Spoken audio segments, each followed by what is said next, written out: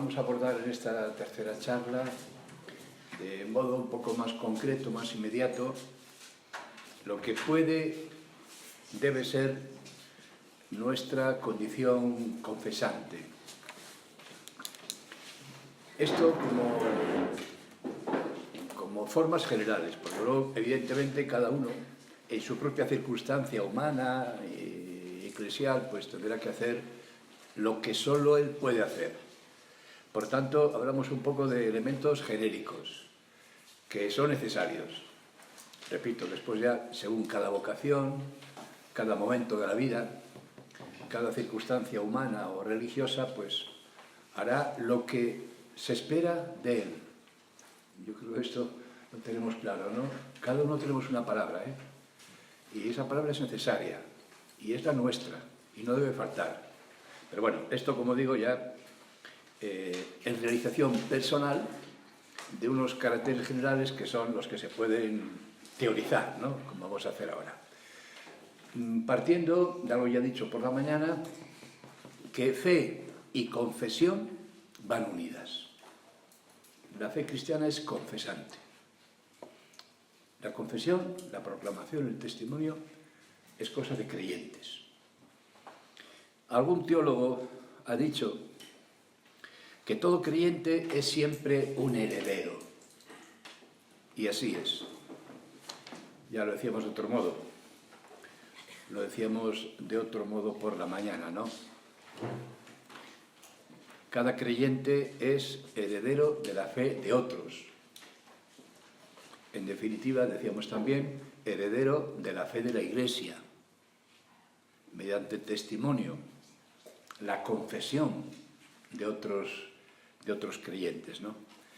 Bueno, vamos a ver esto, como digo, yo lo he ido anotando en 3 puntos.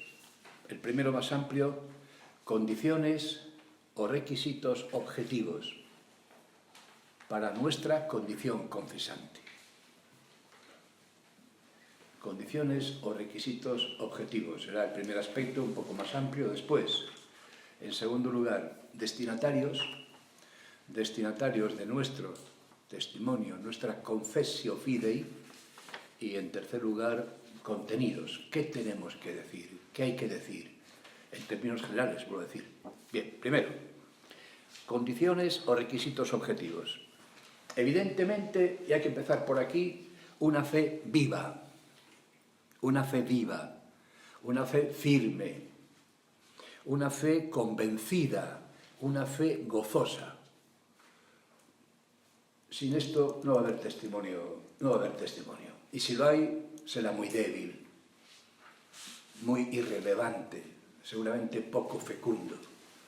Creo que es lo primero que tenemos que señalar, ¿no? En el confesor, en el confesante, en el testigo, una fe viva, fe firme, fe convencida y fe gozosa, gozosamente vivida. Ya dice Jesús en el Evangelio, ¿no?, que de lo que rebosa el corazón habla la boca. Si en el corazón no hay mucha abundancia de esto, de fe, de experiencia de Dios, de encuentro y relación con Jesucristo, si no, eso no tiene mucho nivel, el corazón no va a salir fuera. De lo que rebosa, desborda el corazón, habla la boca. Lucas 6:45. Sabemos, sin embargo, que por el contrario, hay un número apreciable de los llamados católicos no practicantes. Estadísticamente, una sociedad como la española son una bolsa de muchos millones, Yo creo que el principal, no sé si el principal, pero un grandísimo desafío pastoral que tiene la Iglesia son estos que se definen como católicos no practicantes. Pero aparte de esos, también hay otro número de quienes sí practican sacramentalmente, pero viven la fe de forma bastante acomodada a muchos modos y criterios del mundo o viven un cristianismo muy privado, poco testimonial, de escasa irradiación. En definitiva, poco confesante, un cristianismo poco confesante. Un cristianismo que, por tanto, pues, no es testigo de la novedad del Evangelio. Es preciso tener presente lo que decía yo por la mañana, ¿no? La confesión es un aspecto constitutivo de la fe. Como dice San Pablo de sí mismo, creí, por eso hablé. Creí, por eso hablé. 2 Corintios 4:13. Por tanto, este es necesario y evidente requisito primero, ¿no? Una fe convencida, gozosamente vivida, que con alguna naturalidad se hace confesión. Segundo, en esa fe viva o con ella, ciertamente debe darse la correspondiente formación. Esto es, quiero decir, estar en posesión del lenguaje de la confesión, el lenguaje adecuado, del planteamiento correcto, tener a mano las razones, los argumentos convenientes, tener a mano las experiencias de fe debidamente verbalizadas, expresadas, con el lenguaje a mano.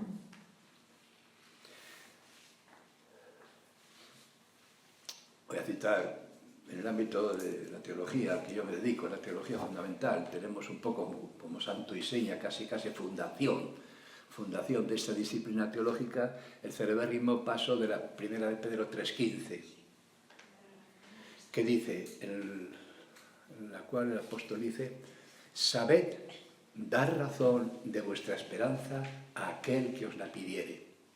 Después se añade, con mansedumbre y respeto. Eso a veces lo citamos menos los teólogos, nos quedamos con lo primero, pero hay que añadir lo que añade de hecho el apóstol, ¿no? Con mansedumbre y respeto. Bueno, es muy importante este texto, ¿no? Sabed, está en imperativo, ¿eh? Es un mandato, es una exigencia de fe, algo que el apóstol se permite exigir a sus creyentes. Sabed, dar razón de vuestra esperanza a aquel que os la pidiere. Hay que saber dar razón. Y esto es una exigencia. El apóstol lo impone como un deber, en imperativo, repito. Sabed, dar razón. Y dar razón es esto que digo, ¿no? Tener a mano convenientemente expresadas, formalizadas en el lenguaje, la razón de los argumentos, el planteamiento correcto. Si hemos tenido, hablaré de esto después, si hemos tenido serias experiencias religiosas, haberlas entendido y saber contarlas, ¿no? Repito, con el lenguaje a mano. Yo creo que en esto tenemos un déficit, creo que ampliamente reconocido en la Iglesia, ¿no? Aunque también creo que hemos ganado mucho en este aspecto, ¿no? Muchos dicen reconocer que no están preparados y no dudo que en algún caso, en muchos casos, sea cierto.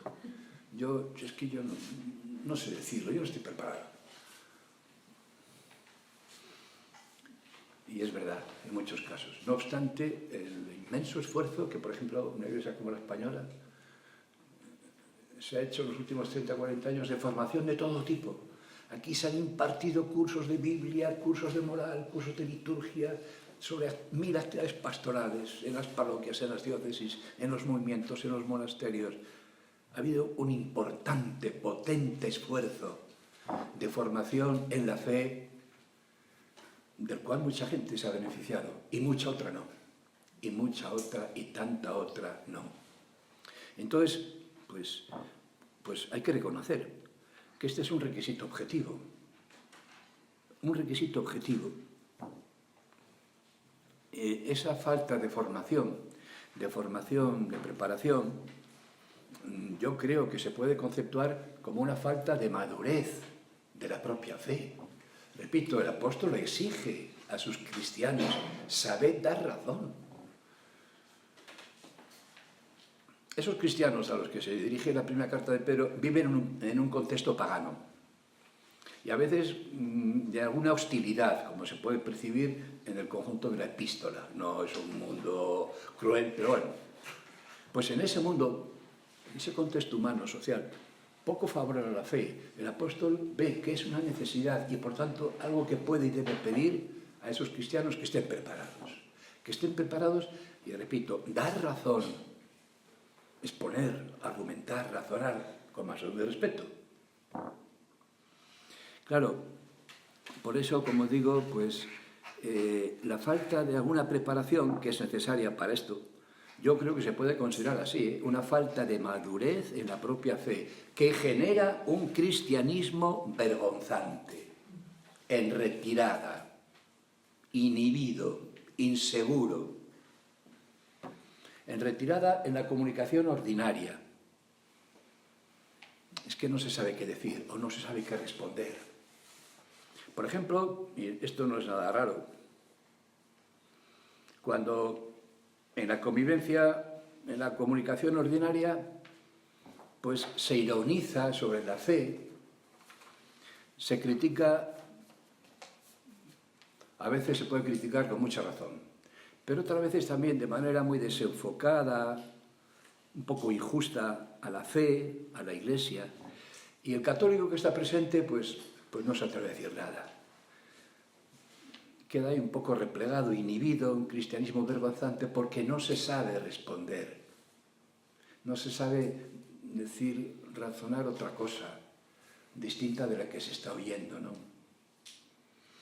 Repito, necesidad de tener el lenguaje apropiado, los conceptos claros, los que correspondan, alguna capacidad, ¿no?, como pide el apóstol, de razonar y de razonar bien sobre lo que creemos, si ese es el sentido de nuestra vida. No sabemos explicar el sentido, la verdad de nuestra vida. Bueno, como sabéis, un objetivo de estos encuentros Haris es contribuir mínimamente, ¿no?, a este objetivo de todos, de formarse en la propia fe. Pero claro, esto es una cosa mínima, ¿no? Son 3 encuentros al año, pues, pero bueno, por lo menos que sirva para decir que hay que formarse en la fe, para transmitirla razonadamente. Bueno, después, con la Iglesia, ya venimos diciéndolo, ¿no? Confesamos, testimoniamos la fe de la Iglesia, la nuestra, que es la nuestra, pero que es de la Iglesia, de la cual la hemos recibido y la que vive la Iglesia. Por tanto, en comunión con la Iglesia. En relación viva con la Iglesia, en una pertenencia real a la Iglesia. En algún momento, además, quizá donde la Iglesia nos diga, donde la Iglesia quizá nos pida que hay que estar, que hay que hablar. En esto, como en todo, en la vida de la fe, no se puede ser un francotirador, ¿no? No se puede ir por libre. Porque además esto no quita ni una libertad a nadie para hablar bien de la fe. Bueno, después me parece que también hay que mencionar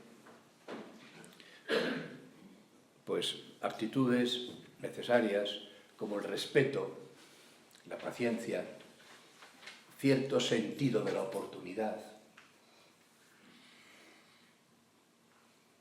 Si no, se puede ser un cristianismo vergonzante, inhibido, calladito. Tampoco cabe un cristianismo, como quizá lo hubo en otro tiempo aquí mismo en España, un cristianismo beligerante. entre un cristianismo beligerante, impositivo, dogmático y un cristianismo vergonzante, cabe un cristianismo confesante. Así, con respeto, hablando con un tono cordial, sin muchas condenas de lo que no es nuestro discurso, nuestra fe, aunque ciertamente se proclame con claridad y con firmeza la fe. Con claridad, con firmeza, pero también con respeto, lejos de toda intolerancia, de toda actitud proselitista, que no tiene nada que ver con el Evangelio, con lo cristiano, el proselitismo, que además provoca rechazo, alejamiento. Y luego otra cosa, ¿no? Desinteresadamente.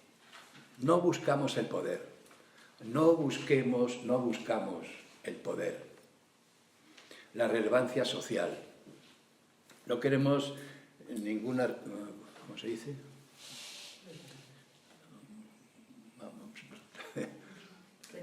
Está saliendo la palabra italiana y no me sale la palabra española. Bueno, no buscamos el poder social, la relevancia, queremos testimoniar la verdad que nos salva, la verdad de Dios, del hombre, del crucificado, que es la verdad del hombre, la verdad del mundo. Confesamos una presencia salvadora en nuestra vida. Confesamos a Jesucristo como Señor y Salvador, pero sin imposiciones, sin dogmatismos, con respeto, con afecto, con paciencia. Y luego hay que añadir, esto cada vez me parece más serio, también es verdad que es evidente que hace falta un cierto valor, un cierto coraje. Y por tanto, estar dispuestos a cierta incomprensión, al rechazo o quizá a la indiferencia, que a veces es más dolorosa, la indiferencia. Estar dispuestos a priori a asumir la posible infecundidad de nuestra palabra. El confesor supremo es el mártir. Y en muchas ocasiones, en nuestro mundo tan secularizado, un creyente de abierta fe confesante va a padecer algún dolor, algún rechazo, alguna indiferencia penosa que causa herida, que psicológica, moralmente hiere un poco, ¿no? Somos conscientes de que vivimos en una sociedad muy secularizada, con formas de vida no solo distintas de la fe cristiana, sino en algún caso abiertamente enfrentadas a formas propias del cristianismo, ¿no? Y esto, yo creo que en cuanto a las creencias, en cuanto a las convicciones, pero quizá más difícil, quiero decir, en relación a modos de vida, ¿no? A valores morales, a conductas, modos de vivir. Hace unos cuantos meses me contaba un joven profesor de religión en un pueblo, una población, pues que en clase surgió el tema del aborto. Y me decía, dice, bueno, apenas pude decir nada, porque es que se me levantó la clase entera contra mí. Que apenas pude decir nada, es que con una agresividad tremenda, rechazando totalmente mi discurso en favor de la vida no nacida. Bueno, este es un tema, por ejemplo, a mi juicio, por la pequeña experiencia, es un tema muy delicado, en el cual, efectivamente, hoy vivimos en un contexto cultural que ha asumido el tema del aborto, que lo ha asumido en los términos en que legalmente se puede hacer. Y es un tema que provoca rechazo, lo menos que te pueden decir es, bueno, a esas alturas venís con esa todavía, los católicos, seguís dando vueltas a esto. Pero ¿en qué mundo vivís? ¿Todavía insistís con esto? Bueno, por favor, ya vale, ya os vale, ¿no? Sí, yo creo que, y en otros temas que tienen que ver con los modos de vida, ¿no? El tema de la sexualidad, del ocio, de los negocios, de los ocios y de los negocios. Yo creo que en el ámbito de la moralidad es donde se puede experimentar más fácilmente esto, el rechazo, una no aceptación que puede ser, si no agresiva, destemplada. Porque las creencias también, también. Pero a mí me parece que es más fácil experimentar por parte del testigo ese rechazo cuando hablamos de los modos de vida, me parece. Claro, y esto tenemos que reconocer que duele, esto duele, y esto coarta mucho. El rechazo después psicológicamente causa un efecto negativo y vamos ganando temor. Al final esto nos infunde algún miedo y a lo mejor, de modo quizá muy comprensible humanamente, aunque no es el mejor comportamiento desde la fe, pues ya procuramos callar. Yo aquí solo contra estos, ¿no? Estos me deshacen, por Dios. Yo me callo la boca, o incluso no estoy muy cómodo, pues me voy. Esto es humano que al final quite ganas, quite valentía y nos inhiba un poco, ¿no? Nos inhiba un poco en nuestro testimonio cristiano. Jesús en el Evangelio, en todo caso, nos hace una advertencia severa, severa. Cuando dice, aquel que de mí se avergüence ante los hombres, me avergonzaré yo de él ante el Padre. Son palabras muy fuertes del Señor, pero yo también comprendo que a veces, porque yo lo he padecido, ¿no? En algunos contextos y en algunos asuntos cuesta, sabes que te vas a enfrentar y sabes que van a reaccionar con virulencia. Pero bueno, también decimos que en el cristianismo ha habido muchos mártires que han dado la vida por confesar la fe en Jesucristo Salvador, ¿no? Bueno, eso era un poco con más amplitud, como dije, el punto primero, ¿no? En segundo lugar, brevemente, destinatarios. Hombre, pues para empezar, y de modo más inmediato, el matrimonio y la familia, ¿no?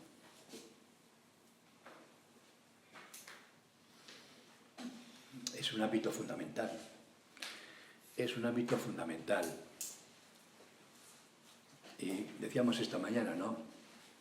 Ahí, en el entorno familiar, en una medida que parece significativa, hace ya algún tiempo se rompió. Hace algún tiempo, y en alguna medida relevante, se rompió la transmisión de la fe.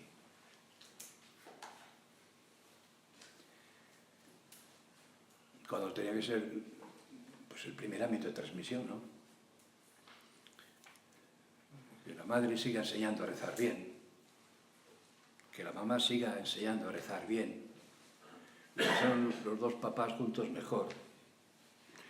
Para los casados, el matrimonio, como sabemos, eso es el sacramento.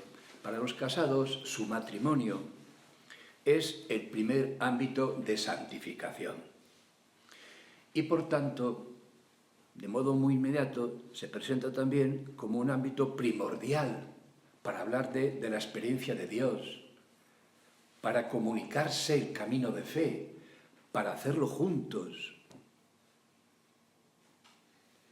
Y en muchos casos, pues, algo semejante ocurre en las comunidades religiosas, dentro de las cuales a veces los religiosos hablamos poco de la propia experiencia de fe porque nos da vergüenza. Esto lo hemos dicho en las comunidades, yo lo he dicho muchas veces. Y algo parecido creo que ocurre también en la pareja, ¿no? Sí, se va juntos a misa, pero sentarse a hablar de la propia experiencia de Dios, yo creo que se hace poco, me parece a mí, si soy injusto con esto, pues disculpad, pero me parece que no se hace mucho. Pero claro, a mí me parece que comunicarse un poco la respectiva experiencia de Dios para enriquecerse mutuamente es un modo de vivir la sacramentaria del matrimonio y un modo concreto de la mutua santificación ahí, compartiendo la fe. A lo mejor no hemos sido formados suficientemente en esto, ¿no? Pero a mí me parece que es un objetivo, un ámbito natural. Y luego están los hijos y los nietos. Pues es verdad, también con los hijos, ¿no? A cierta edad, los hijos que vienen del mundo y traen lo que hay por ahí, compañeros de instituto, compañeros de la carrera, compañeros de trabajo, los hijos que viven como todos y son hijos de esta sociedad, de esta cultura tan secularizada, pues a veces nos cuesta. A mí con los hijos no, pues no los tengo. Pero con los hermanos tengo que reconocer, pues me cuesta. Con las sobrinas, no, a las sobrinas les despacho mucho. Las sobrinas me tienen muy oído. Pero con los hermanos, pues que son en buena medida en esa bolsa de católicos no practicantes o poco practicantes, pues tengo que reconocer que no es fácil, que a mí me cuesta, ¿no? Y nos costaría a todos, pero vuelvo a lo mismo, ¿no? Es que el entorno familiar, porque claro, si después eres no sé qué y vas a no sé dónde y dices tal, y en casa no, en la familia no. Los hijos, los nietos, otros familiares y allegados. Luego es evidente, ¿no?, que los círculos sociales en los cuales vive cada uno, ¿no?, compañeros de trabajo, compañeros en el ocio, compañeros en una afición, en un deporte, pues sin ser proselitistas, cuando llegue el momento de decir algo, ¿no? Bueno, es que yo soy cristiano, yo las cosas no las veo así, ¿eh? A mí me parece más bien que esto es de este otro modo. Para mí la fe en Dios es que pues es la fuente de sentido de mi vida, y eso se puede decir razonadamente bien, como decimos en algún momento se debe decir en estos ámbitos de convivencia humana, ¿no? Con naturalidad, con sentido, sin forzar la circunstancia, sin ser un pesado.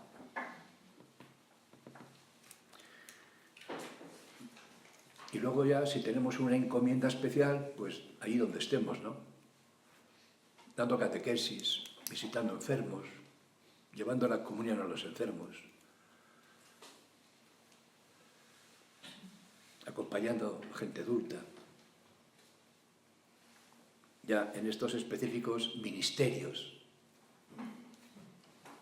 eclesiales, en la fe, en la Iglesia. Bueno, y el último aspecto, y esto, pues a lo mejor hay que buscarlo. Yo no estoy, pero voy a ir. Yo no estoy, pero voy a ir. Yo no estoy en nada, pero voy a empezar a hacer algo. Yo no sé dónde voy a empezar, no tengo ni idea, pero yo voy a ir a la parroquia, a hablar con el párroco. Mire, yo, para mucho no, pero para estas cositas sí puedo contar conmigo. Yo, sí, es verdad, van pasando los años y yo no me siento así muy satisfecho de lo que he podido hacer como testigo convencido de la fe cristiana. Y me gustaría hacer algo. Si usted me ofrece algo, pues bien, si no, pues ya iré a otro sitio. Pero yo tengo cierta urgencia personal de entrar en la labor de la Iglesia, participar activamente en esta transmisión de la fe, que es cosa nuestra, los creyentes, a lo cual yo me siento hoy muy inclinado ya. Me parece que ya me toca hacer algo en este aspecto, ¿no? Bueno, y por último, quiero hablar de los contenidos. Bueno, este Haris lleva por título Confessio Deo. Porque, en primer lugar, sin duda, hay que confesar la verdad y el amor de Dios. La verdad y el amor de Dios, que dicho sea de paso, es lo mismo. Y la salvación de Jesucristo, el valor y la verdad del Evangelio como fuente de sentido. Es decir, una confesión de fe en un ambiente donde hay bastante lejanía o desinterés hacia lo religioso, hacia lo cristiano, lo eclesial, esa confesión de fe en ese entorno debe ir a lo esencial u originario de esa misma fe. Evidentemente que yo no voy a hablar de la opción de enfermos así de pronto, ¿no? No es el tema. No es el tema la opción de enfermos. Ir a lo esencial, a lo originario de la fe. Y desde ahí, si se va pudiendo, cuando toque, cuando llegue, cuando sea el momento, abordar otras cuestiones, ¿no? Pero lo esencial es esto, la presencia de Dios en la vida. La presencia de la verdad de Dios. La figura de Jesucristo, la verdad del Evangelio. Y luego, a mí me parece que hay una cosa un poco más en concreto, ¿no? Que es con ese tono existencial que puede tener esto, siempre que se pueda, repito, ¿no? En el ambiente adecuado, sin forzar las circunstancias, sin ser un pesado, hablar de experiencias de salvación que uno ha tenido, ¿no? Experiencias personales de salvación que uno ha tenido. Y en este sentido, por ejemplo, pues son muy importantes los relatos de las conversiones, ¿no? Veíamos la Conversión de San Agustín. La Conversión de San Agustín ha sido muy estudiada, ¿no? Por parte de teólogos, lógicamente, sobre todo a partir de su testimonio, su confesión, la de Agustín, en el libro de las Confesiones. Hay grandes relatos de conversos, ¿no? Que se leen con mucho gusto, que se leen con mucho interés, ¿no? Porque son ricas esas historias. Y ahí se aprende mucho, por ejemplo, desde el punto de vista teológico.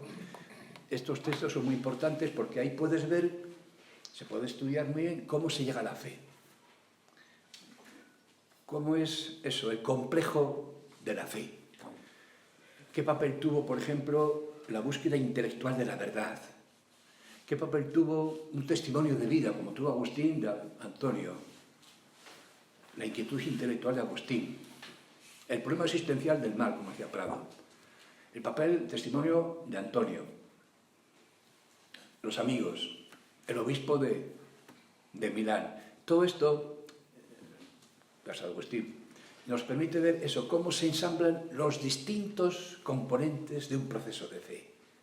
Por eso los relatos de los conversos, sobre todo cuando son de esta altura intelectual, son textos preciosos. Ahí se aprende muchísima teología sobre lo que es la fe, ¿no?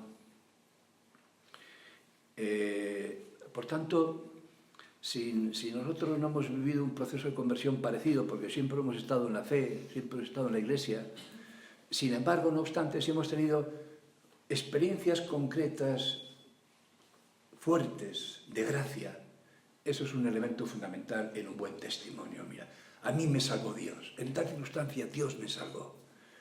Un buen testimonio sobre esa base de fuertes experiencias de gracia, a mí me parece que es un elemento fundamental. Y hoy sabéis que hay un número apreciable de conversiones.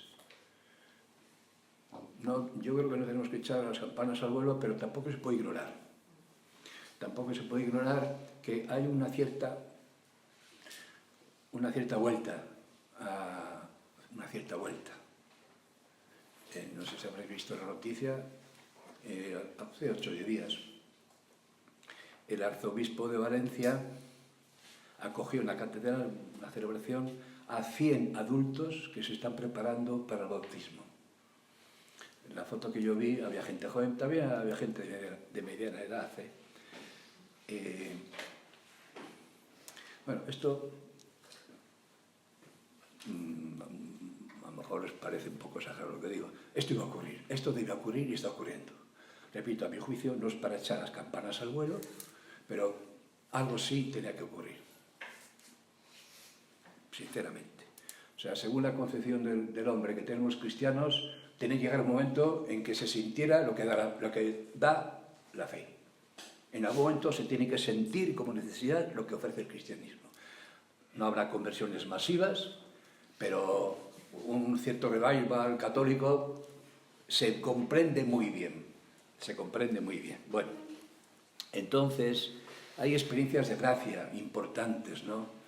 Y yo creo que si hemos vivido eso, un encuentro muy transformador de la propia vida, aunque fuéramos creyentes de siempre, eso es un elemento precioso en un testimonio de fe, una confesión de o no.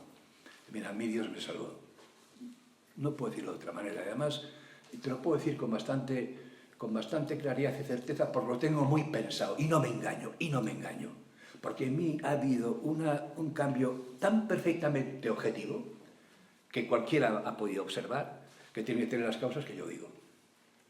Bueno, eso bien pensado, bien vivido, bien expuesto, a mí me parece un evento precioso, como contenido interno de una confesión de fe, ¿no?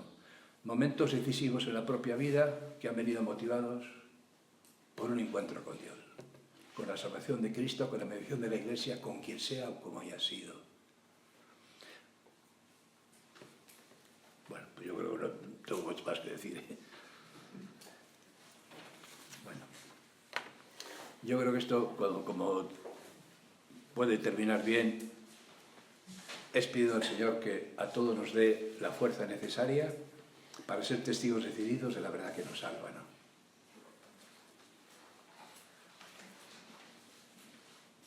Hay un elemento fundamental, que solo con Pentecostés nace la Iglesia. Solo a partir de Pentecostés los apóstoles se levantaron y empezaron a predicar como locos en Jerusalén, ¿no? Hay un himno de Pentecostés, no me acuerdo si laudes o vísperas o cuánto, que dice que en Pentecostés el Espíritu puso en pie la Iglesia. Por tanto, pues invocar al Espíritu que nos dé valor, que nos dé coraje, que nos dé capacidad de sacrificio si nos duelen las indiferencias o los rechazos, que nos dé una palabra oportuna, que nos dé paciencia, que nos dé también afecto, cariño, comprensión, aquellos a quienes debemos dar un testimonio por lo menos sincero de la fe que nos salva.